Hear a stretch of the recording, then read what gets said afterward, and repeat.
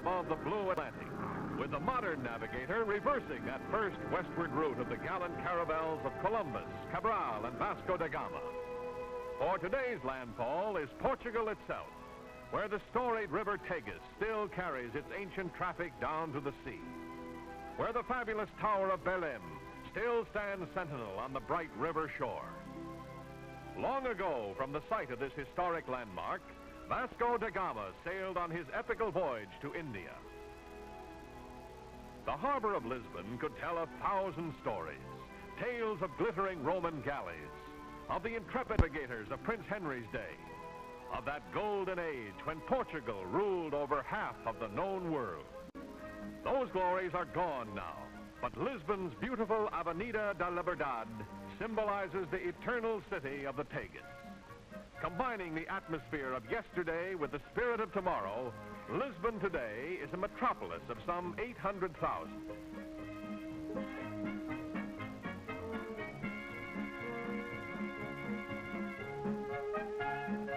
In the National Assembly are promulgated the principles that have made Portugal, with its 8 million people, an orderly and exceptionally clean nation, having raised health and living standards to an important degree. Lisbon is a city of landmarks. The famous Rocio, known as Rolling Motion Square because of its undulating mosaic pattern that creates in one the feeling of rolling over the ocean waves.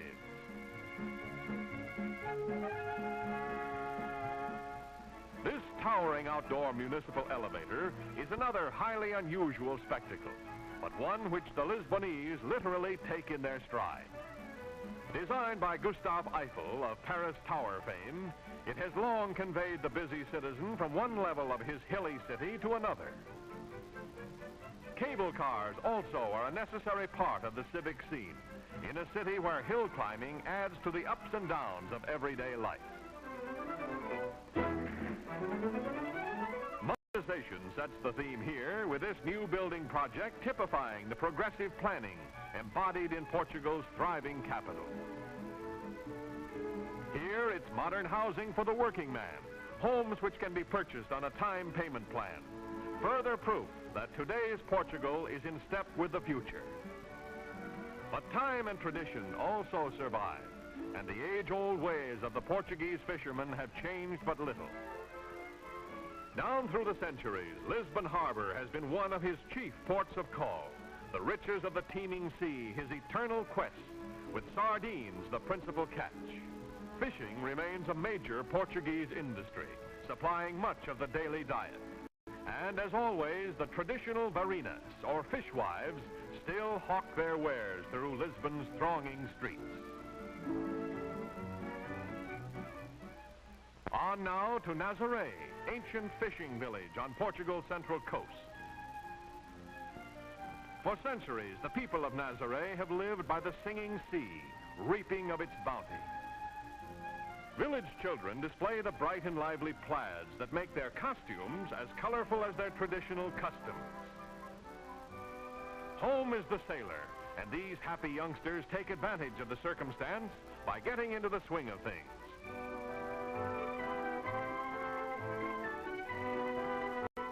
The village fish market presents a picture of activity, as varinas and housewives bargain for the catch. To the highest bidder goes the prize, but not without plenty of sales talk. Fish is the mainstay of the Portuguese diet. Meat is not only scarce, but strictly reserved for special occasions. The size of fishing operations at Nazaré may be judged by the immensity of this huge net, which requires the combined efforts of men and oxen to prepare it for another day's hunting in the Atlantic.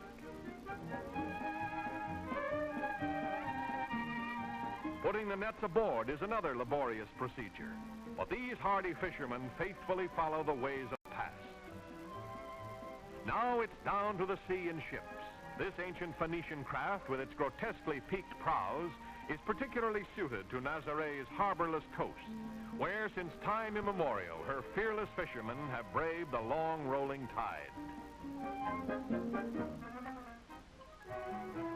What's wrong with this picture? Nothing. Not when that strongman act is done with Portuguese cork. In the central and southern provinces, the country's great cork forests cover some 1.5 million acres. The law decrees that cork oaks may be stripped only once in 9 years. Yet annually, these same forests provide more than 150,000 tons, the vast majority of which is exported to the markets of the world. Weighing but 1/4 as much as water, cork bark, with its compressibility and its insulating qualities, has long been used in the manufacture of innumerable products. And Portugal is the leader in the growth and processing of this valuable commodity. When it comes to windmills, Portugal has them by the hundreds. Don Quixote himself might well have tried his trusty lance on this creaking grain grinder. These clay pots whistle as the blades turn. If they cease whistling, the farmer knows his mill has stopped. It's still another part of Portugal, the paradox, ancient land of constant contrast. From the plains of the south to the Douro River country's northern mountains is a trip of only a few hours on Portugal's very efficient railway transportation system. Porto, city of the north, once the Portus Cale of the Romans, gave its name to Portugal and port wine. Second city of the nation, Porto truly portrays the contrasts of the centuries, combining a strictly modern outlook with the fascinating color of a decidedly historic atmosphere.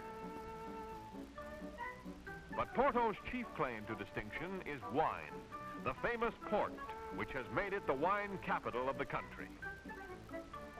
In the rich mountain terrain of the Douro River Valley rise the terraced vineyards which for centuries have fostered the wine of Portugal.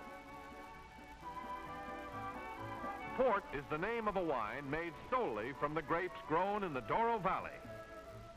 Today, oddly enough, these healthy grapes owe their existence to American rootstock, imported in 1862 to replace the Portuguese vineyards, which were destroyed by a ravaging parasite. Long ago, men of the wine country learned that music helps relieve the monotony of the back-breaking task of carrying the 130-pound baskets up the steep slopes. Following the bountiful harvest, the workers of the vineyards, on other seasons picking over, stage their traditional grape festival. Country music and country dancing out of long-remembered folklore. A quaint and picturesque bit of pantomime from the days of long ago.